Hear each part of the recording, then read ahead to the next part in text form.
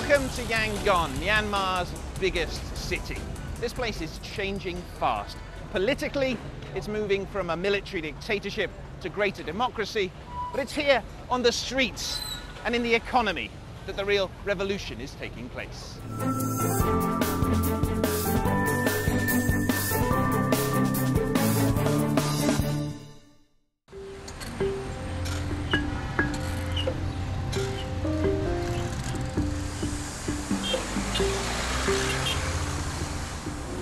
Yangon's been my home for the last 18 months, and during that relatively short period of time, things here have changed quite dramatically. Western companies have come in, there's been a boom in mobile communications, and unfortunately, the streets have become clogged with traffic. And it's on these same roads that this country's turbulent recent history has been played out. In 1988 and again in 2007, demonstrations calling for an end to military rule were brought to a violent halt. Through it all, the defiance of detained pro-democracy campaigner Aung San Suu Kyi was a constant reminder of the widespread human rights abuses taking place. Then, in 2011, came changes that shocked the world. General-turned-President Thein Sein announced sweeping political and economic reforms. Sanctions were lifted and Ms Suu Kyi became an MP. But there's real uncertainty here about the future. An election's on the horizon, and the likely winner, Aung San Suu Kyi, is barred from becoming president. No one is quite sure if the Burmese spring is here to stay.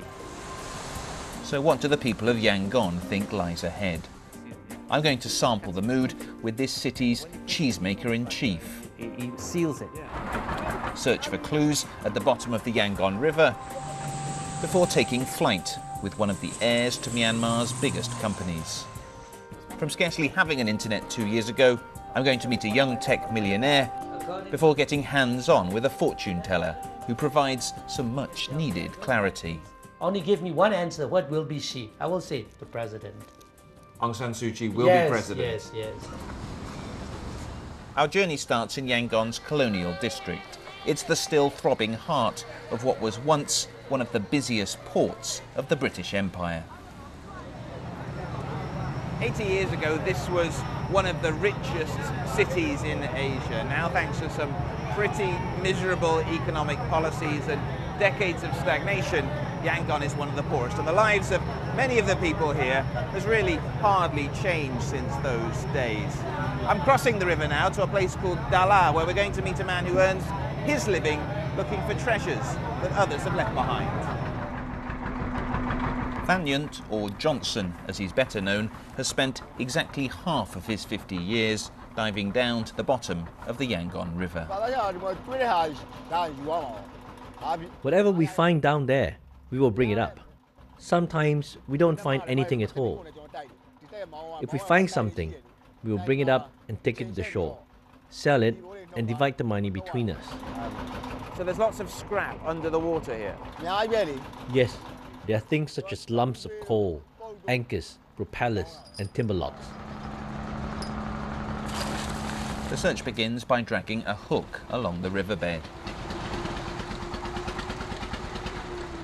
You think there's a shipwreck down there? So you're going to go in the water, are you? So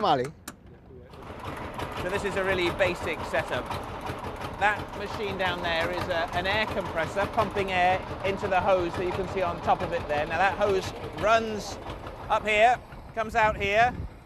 Johnson has got this mask here. You can just hear it hissing away. That's the air coming out, and that's what he wears when he's going into the water. The divers work as much as 20 metres down and can see absolutely nothing. He's still going down now, is he? So they crawl around on their hands and knees, feeling for pieces of scrap. He's been down there for about 20 minutes. It started tipping with rain up here. But look, oh, there he is. How'd you get on, Johnson? Anything? So they've apparently found a small boat on the riverbed down there.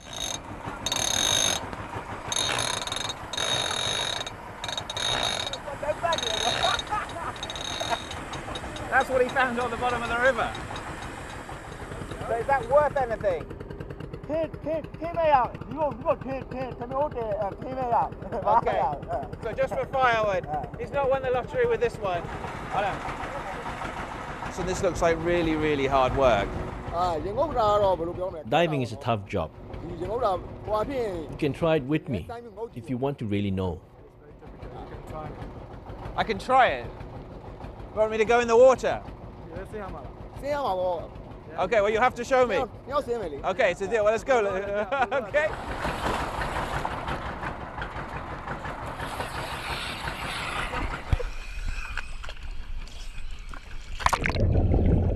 I've since been told that most of Yangon's sewage flows untreated into this river.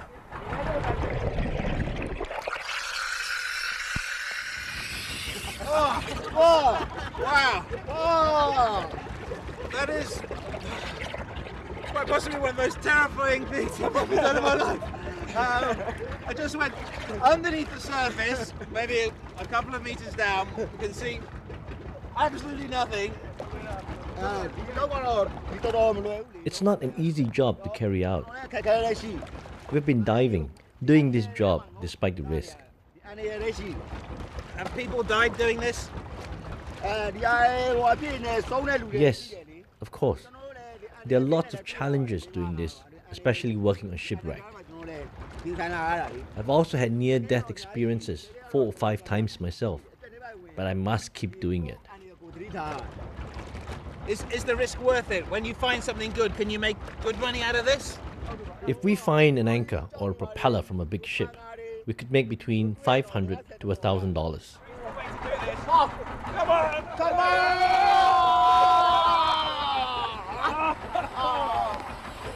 Okay. Thank you very much. Wow. That's something you only do once. Myanmar's transformation has changed little for Johnson. He'll be back in the water tomorrow, hoping for a better catch. It will take time for Myanmar's poorest to feel the benefits of liberalisation and economic growth. But for those with a bit more money, like the man I'm off to meet next, the opening up of the Burmese economy has meant real opportunity. Yetut Win, or Sharky as everyone calls him, is a one-man gourmet food industry, offering Yangon's growing expat population an authentic taste of home. Thanks. Hello, hi. Hello. I'm Jonah. Sharky's. Hi, nice to meet you. Welcome to Sharky's. Thanks very much. Here you see our premium yogurts, our tortillas, our Myanmar cheese, the cold cuts, the microgreens, etc. Quality proudly made in Myanmar. So all of this you're making here, are you? Yes, we are making. The son of diplomats, Sharky ran a cocktail bar in Switzerland before selling up and coming home, determined to make good food and in particular bread and cheese. This is my control gauge I always carry with me, always temperature. So here you can see the temperature already, 30.8. It's obviously very important to you to control the process from start to finish, from the field to the plate. To us, it's farm to table. We control the whole production line. Down the road, that milk is turned to cheese. There's plenty of ambition, with Burmese camembert and buffalo mozzarella produced to a high standard. This is the most critical part of the mozzarella making. Getting the temperature and acidity just right is vital in cheese making. And during the years of sanctions and isolation, Sharky had the space to learn. It took me many years, a lot of failures. But because there weren't other competitors, the country was on lockdown, and no one was interested, and the tourism business was not booming, the expat community wasn't around. Literally, I had a field trip. Yeah, you had space to, I had space to develop, learn, make mistakes, and grow my business. And now that the country is open up, then it was just, let's say, the fullness of time was just right. And now you're flourishing. We are flourishing, and we will grow, but we have to grow in a way with responsibility. Sharkey currently has 3 outlets in Yangon, and a 4th is about to open. So this is a 130-year-old building. It's a labour of love, a renovation of an old colonial-era department store. Bricks are from Manchester, all the way from Manchester. Steel is from Scotland, Lancashire. Steel works. Beans are from old Myanmar during the colonial period. All the best materials were all here, building this beautiful building. He's sure that whatever happens in the election, the economic future is bright. The genie is out of the bottle, and whoever is elected has to give the expectations of the people. I think that the world sees Myanmar differently now. The borders are open. Things have changed. And once you travel and you have seen the progress in your surrounding countries and you come back, you say, you know, there's no government can just contain that population in its own ways. So the dark days are over then? The dark days are behind us. And what we have to do to make it brighter days, we have to take ownership of our country and do our parts. An optimistic take on the future from one of Yangon's favourite sons. Coming up in the second half of the programme, I'm going to be visiting some of Myanmar's flood-hit areas, getting some tips on making $1 million online, and speaking to an astrologer who says he makes $1,000 a day.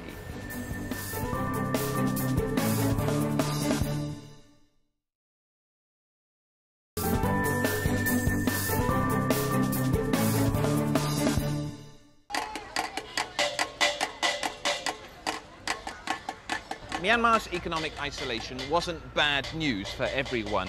A handful of companies with good connections to the military government did very well. One of them is KBZ. Primarily a bank, it also is involved in mining and has an airline. And I'm going to spend some time with the daughter of the founder of KBZ. Along with her sister, she's being groomed to one day take over the business. This is where we count all the money before we put in the vault. The name on her passport is Nam Kam Nung, but everyone, even her father, calls her Marlene. Why is there so much cash sitting around? Well, Myanmar is still pretty much a cash-based society.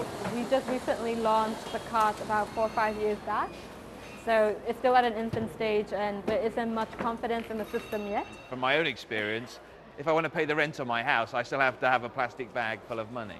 It's not because it's not possible here to make a transfer internally, it's just that people are still getting their head round using cards and electronic transfers. That's true. I mean, you can use a check, you can use online banking to transfer money. But people still prefer the cash. People still prefer the cash. Marlene's still learning her trade, but along with her sister, she's been put in charge of the bank's response to the recent flooding. With her father and a group of Burmese celebrities in tow, we fly on one of KBZ's planes to one of the worst affected areas. Do you feel the pressure of knowing that one day you'll be running all of this? We're looking at the business families model. You know, we'll let the professional run. Like any other Asian companies, we're still a family business. How is that working with your sister, with your parents all the time? You live with them as well. That sounds awful to me. Yeah, well, like most Asian families are like that. It's not just us. You know, there are a lot of family businesses out there, even in other parts of Asia, even in Europe. I think it's better for us to work that way because my sister and I complement each other. More than 1 million people were affected and at least 100 killed after heavy rainfall in late July and early August. So you can see how the floods affected this area in Chin State. It's not so much the flooding, but the landslides. This building has just completely fallen down the mountain effectively. Marlene, they're not going to come back here, is that right? Yeah, I believe they're being relocated and we're helping them build new houses and, you know, resettle back in another area. Today KBZ is handing out boxes of cutlery to villagers who lost everything when their homes were destroyed. Dad is, as always, keeping a close eye on things. How's your daughter doing?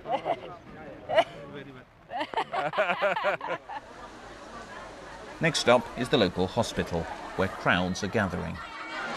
have not come here for you, have they, Marlene? Nope, they're here for Iron Cross.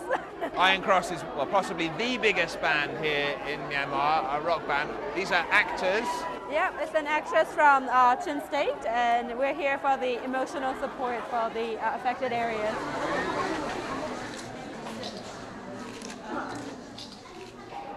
So you've just given her $30. Yeah.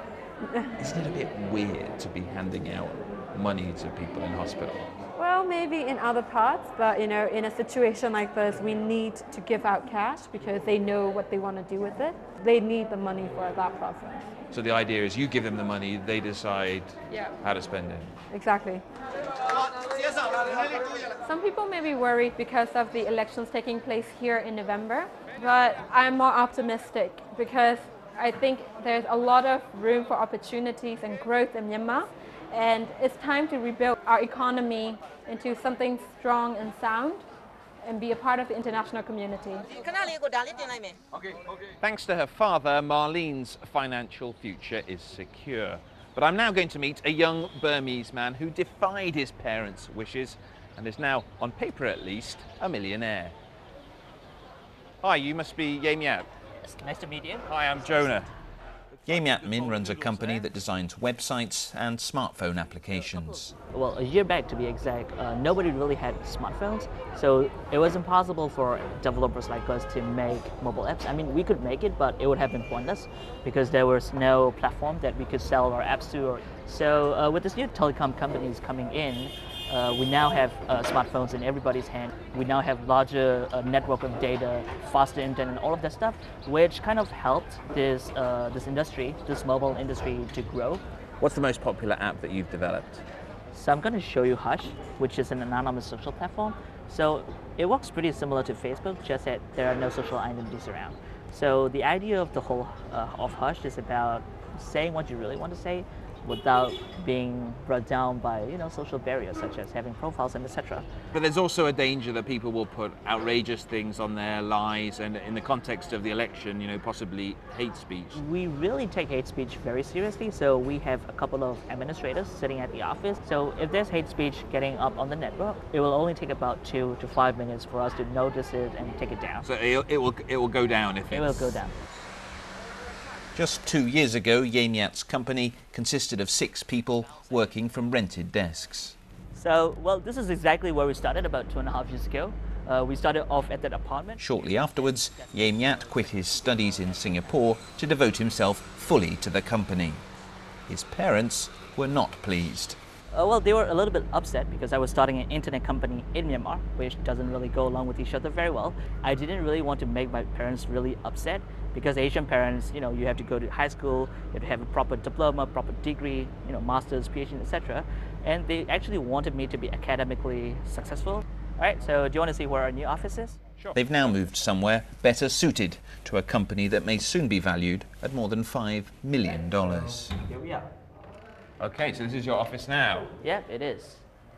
So as you've seen, we've grown to about 30 people. And is it easy to find the sort of people that you need with the right skills to work in kind of app development and internet design? If you're looking for, the old school development stuff, then it's relatively easy. But if you're looking for more advanced, more modern tool sets, etc., then it's super difficult. Is the political situation at the back of your mind a worry that things might not continue the way they are at the moment? Well, I mean, that question is applicable to almost everyone, right? I mean, that's what's fun about Myanmar in reality. You don't really know what's going to happen today. You don't really know what's going to happen next. And it's all very exciting at the moment. But I'm pretty sure I made the right decision. There's been a communications revolution, but this is a country where superstition and astrology still have a firm grip. I've come here to meet one of the country's most famous astrologers. He's going to give me a reading and also give us his thoughts on the future of Myanmar.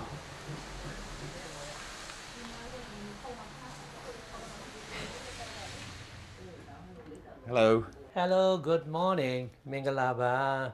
Sanzani Bo reads palms and interprets the birth dates of about 30 people every day. Your generous heart will spoil the others, and That is the way always, you know, you meet in your life. So I'm too nice to people. Too Is that nice. what You're you're not saying? an angel. I never find any wings on your shoulder. You're a human. Most of the customers are women, paying $50 a time for advice on children's names or lucky dates. You're a fighter in all you attempt in your life. I'm a fighter. You're a fighter. You never get anything easy or anything free. That's true, I'm a fighter. So from my birthday, you can tell Yes, I'm sentimental, I'm stubborn, serious, and very sensitive, and took everything so serious, maybe, and stubborn, maybe the four S's. Okay, well, my wife would agree with stubborn. Mid-morning, the astrologer takes a break from predictions to help out a local artist.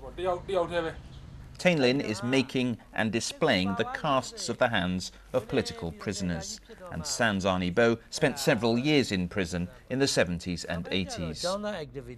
As the cast's being made, he talks about how he'd been badly beaten by the police, which led to him losing the sight of one eye.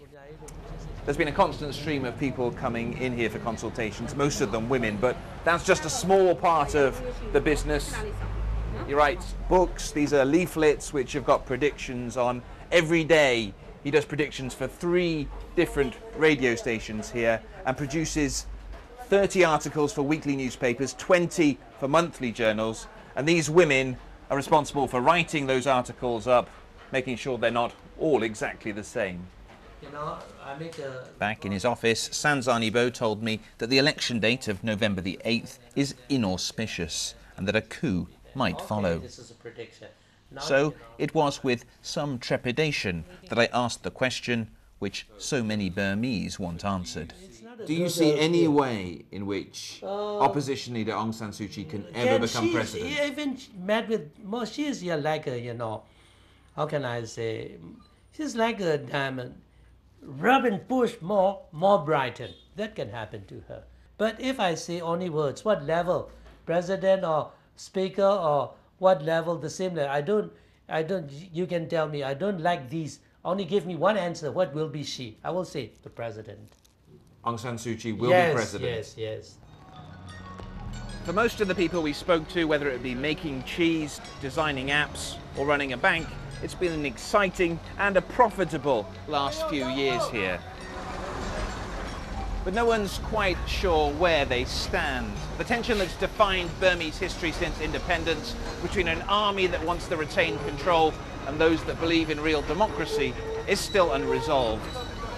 In November's election, Myanmar is at a crossroads once more, and no one is quite sure which way it's going to turn. To find out more, go to bbc.com/Myanmar Direct.